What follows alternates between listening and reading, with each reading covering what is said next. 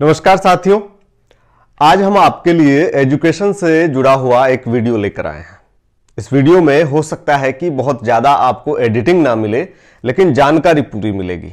और जानकारी है पीएचडी के एडमिशन से संबंधित। आप में से बहुत सारे लोगों ने जेआरएफ क्लियर कर ली होगी या हायर एजुकेशन करना चाहते होंगे। जेआरएफ की फेलोशिप भी तब मिलती है जब आपका पीएचडी में एडमिशन हो जाता है। तो आपके लिए, ऐसे लोगों के लिए राजस्थान विश्वविद्यालय की तरफ से एक बड़ी खुशखबरी आई है, जहां 900 से ज्यादा पदों पर पीएचडी के एडमिशन लिए जाएंगे।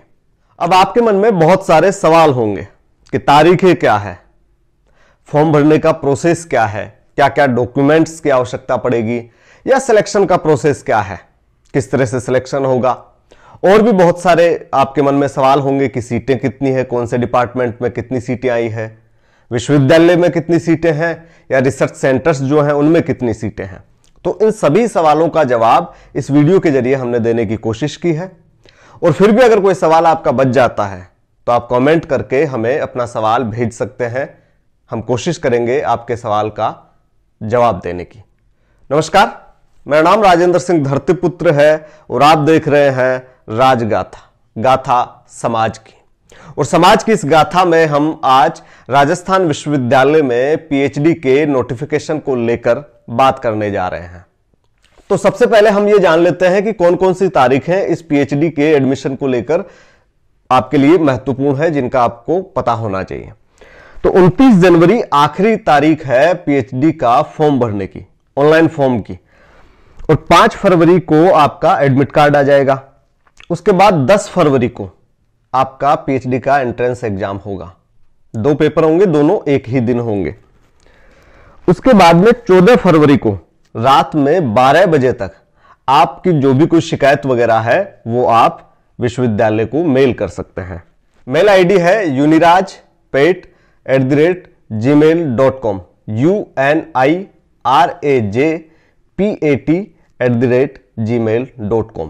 तो उसके बाद में आपका ये जो आप शिकायतें वगैरह भेजोगे, उनके समाधान के बाद में 22 फरवरी को विश्वविद्यालय आंसर की जारी कर देगा। और 24 फरवरी को पीएचडी के इस एंट्रेंस एग्जाम का रिजल्ट आ जाएगा। उसके बाद में आगे की प्रोसेस शुरू होगी। तो ये तो थी महत्वपूर्ण तारीखें। और हां, इसमें इंटरव्यू भी होगा, उसके बारे में भी हम आपको बताएंगे उसका क्या प्रोसेस है और किस तरह से वो होगा। तो ये तो जरूरी तारीखें हैं जो आपको पता होना आवश्यक है फॉर्म भरने से पहले कि क्या क्या तारीख है। और हां, मेरी सलाह रहेगी कि 29 जनवरी का इंतजार ना करें, आखिरी तारीख का इंतजार ना करें, उससे पहले पहले ही फॉर्म भर दें। क्योंकि अंत में फिर ये होता है कि वेबसाइट नहीं चल रही है, वेबसाइट डाउन हो गई, सर्वर डाउन हो गया, ऐसी बहुत सारी समस्याएं आपको आ सकती है। उन समस्याओं से बचने के लिए आखिरी तारीख का इंतजार किए बिना ये फॉर्म आप फिल कर दें। अगला आपका सवाल होगा कि सीटें कितनी आई है पीएचडी की, मतलब कितनी सीटें वैकेंट है। तो टोटल सीटें आई है 912। सब्जेक्ट वाइज भी आपको सीटों की जानकारी इस वीडियो में मिल जाएगी। 912 सीटों में 683 सीट विश्वविद्यालय के जो डिपार्टमेंट्स हैं उनमें है और 229 सीट है सेंटर्स में। सेंटर्स मतलब विश्वविद्यालय से जुड़े हुए जो कॉलेज हैं उनमें 229 सीटें पीएचडी की आई है। सब्जेक्ट के हिसाब से आपको जानकारी इस वीडियो में मिल जाएगी। एक एक सब्जेक्ट का नाम लेने का कोई बहुत ज्यादा मतलब है नहीं। तो ये तो हो गई आपकी पीएचडी की वैकेंट सीट्स को लेकर जानकारी। अब आपके मन में सबसे बड़ा सवाल होगा कि फॉर्म भरने का प्रोसेस क्या है, क्योंकि अक्सर इस प्रोसेस में बड़ी समस्या आती है। दरअसल फॉर्म भरने के लिए सबसे जरूरी होगी आपको आईडी। तो आईडी कैसे रजिस्टर करें? आप विश्वविद्यालय की वेबसाइट पर जाएंगे। वेबसाइट है pat.uniraj.res.in। इस वेबसाइट पर आप जाएंगे तो आपको रजिस्ट्रेशन का एक लिंक मिलेगा, न्यू रजिस्ट्रेशन का। उस रजिस्ट्रेशन पर आप क्लिक करेंगे तो फिर आपको सारी जानकारी भरनी होगी। आपका नाम, आपके फादर या मदर का नाम, अगर आप शादीशुदा हैं तो पति का नाम, महिला कैंडिडेट होने की स्थिति में आपको डेट ऑफ बर्थ भरनी होगी, जेंडर, उसके बाद नेशनलिटी, उसके बाद कैटेगरी, फिर रिलीजन, आधार नंबर, उसके बाद मोबाइल नंबर और एक वैलिड ईमेल आईडी। अब इसमें 2 चीजें ध्यान रखने योग्य है कि जितनी डिटेल आप भरें वो 10वीं की मार्कशीट के मुताबिक भरें, और दूसरा मोबाइल नंबर और ईमेल आईडी सावधानी से भरें। उसका भी कारण है, क्योंकि इसके बाद में जो यूजर आईडी है वो आपके रजिस्टर्ड मेल आईडी पे जाएगा और उसका जो पासवर्ड होगा वो आपका मोबाइल नंबर होगा 10 अंकों का। तो इसलिए दो चीजें बहुत सावधानी से भरें। इसके लिए जो आप अपना फोटो इस्तेमाल करेंगे वो जेपीईजी फॉर्मेट में होना चाहिए और 200 KB से कम होना चाहिए। ऑनलाइन टूल्स का इस्तेमाल करके आप अपने पासपोर्ट साइज फोटो को 200 KB से कम में एडिट कर सकते हैं। इस सब के बाद में आपको भरना पड़ेगा आपकी personal details, contact details, education details, net, set, JRF, MPhil आपने अगर कर रखी है तो उसकी जानकारी देनी होगी, क्योंकि उसके भी अलग से बेनिफिट्स हैं इस टेस्ट के दौरान। फिर टेस्ट का आपको सब्जेक्ट चूज करना होगा और कोर्स की प्रेफरेंस आपको देनी होगी। फिर आएगा आपका दूसरा स्टेज, जिसमें आपको अपने डॉक्यूमेंट्स अपलोड करने पड़ेंगे। डॉक्यूमेंट्स में आपको, अगर आप रिजर्व कैटेगरी से हैं, आरक्षित वर्ग से हैं, तो आपको अपने आरक्षित वर्ग का सर्टिफिकेट अपलोड करना पड़ेगा। 10वीं, 12वीं, ग्रेजुएशन और पोस्ट ग्रेजुएशन की आपको मार्कशीट इसमें लगानी पड़ेगी। ग्रेजुएशन की जैसे राजस्थान विश्वविद्यालय से आपने ग्रेजुएशन की है या बाहर के विश्वविद्यालय से की और 3 साल की उसमें मार्कशीट होती है, तो उसको आपको फाइनल ईयर की मार्कशीट लगानी होगी। पोस्ट ग्रेजुएशन में भी आपको सिर्फ फाइनल ईयर की ही मार्कशीट लगानी होगी। अगर आपने नेट, स्लेट, एमफिल, JRF वगैरह कर रखा है तो उसका भी सर्टिफिकेट आपको इसमें अपलोड करना पड़ेगा। ये सारी प्रोसेस करने के बाद में आती है ऑनलाइन पेमेंट की बारी। 3085 रुपए का आपको ऑनलाइन पेमेंट करना पड़ेगा और इसमें किसी भी वर्ग को किसी प्रकार की कोई छूट नहीं है, यानी सबको 3085 रुपए का पेमेंट करना पड़ेगा। और हां, सबसे महत्वपूर्ण बात यह है कि ये सारा प्रोसेस करने के बाद में जब आपका फॉर्म सबमिट हो जाए, फिनिश बटन पर आप क्लिक कर दें, उसके बाद में आपको फॉर्म को डाउनलोड करके प्रिंट निकाल लेना है, क्योंकि इस प्रिंट की आवश्यकता आपको जब आपका एडमिशन होगा उसके दौरान पड़ेगी। इसके बिना आपका एडमिशन नहीं होगा, तो प्रिंट आउट जरूर आप ले लें। अगर हम शैक्षणिक योग्यता की बात करें तो आपके पास पीजी की डिग्री होनी चाहिए, यानी पोस्ट ग्रेजुएशन की।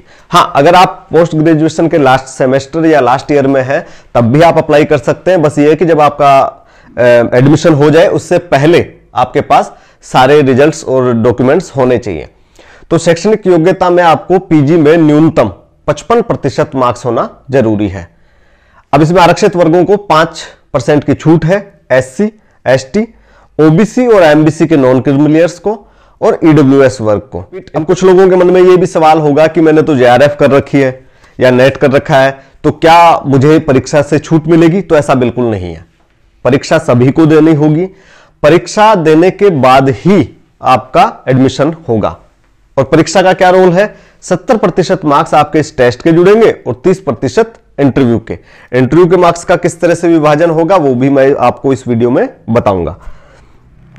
तो एमफिल, नेट और JRF, इसमें से नेट और एमफिल या आपने स्टेट का स्लेट निकाल रखा है तो उसके 7 नंबर हैं और JRF के 10 नंबर हैं। दोनों में से आपको लाभ जो है वो एक ही का मिलेगा। यानी आपकी मान लीजिए कि नेट JRF है या एमफिल JRF है, तो ऐसा नहीं कि एमफिल के 7 नंबर मिलेंगे, JRF के 10 नंबर नहीं, वो 10 नंबर ही मिलेंगे आपको। अब इसमें क्या होगा कि सिलेक्शन कैसे होगा? 2 पेपर होंगे उसमें। पहला पेपर आपके रिसर्च एप्टीट्यूड और मेथोडोलॉजी को लेकर होगा, 75 क्वेश्चन होंगे, और दूसरा पेपर आपके सब्जेक्ट का होगा, उसमें भी 75 क्वेश्चन होंगे। दोनों पेपर एक ही समय होंगे, एक ही दिन में, और 1-1 घंटे का इसके लिए समय दिया जाएगा। सबसे अच्छी बात यह है कि इसमें नेगेटिव मार्किंग नहीं है। अब सबसे बड़ा सवाल है सिलेक्शन के प्रोसेस को लेकर कि सिलेक्शन का प्रोसेस क्या रहेगा। मेरिट बनेगी 2 आधार पर, एक आप जो एंट्रेंस टेस्ट देंगे उसका, और दूसरा इसमें हिस्सा रहेगा इंटरव्यू का। इंटरव्यू में आपकी जो एजुकेशनल क्वालिफिकेशंस हैं, ग्रेजुएशन या पोस्ट ग्रेजुएशन, एमफिल का या नेट, JRF वगैरह आपने कर रखी है, स्लेट कर रखी है, उसके अलग अलग मार्क्स जुड़ेंगे। जैसे हम बात करें पोस्ट ग्रेजुएशन की, मिनिमम जो क्वालिफिकेशन है वो पोस्ट ग्रेजुएशन है PhD के लिए। तो पोस्ट ग्रेजुएशन की अगर हम बात करें तो अगर आपके 55% से कम मार्क्स हैं तो आपको 3 नंबर मिलेंगे। 55 से अगर 60 है तो 4 नंबर मिलेंगे।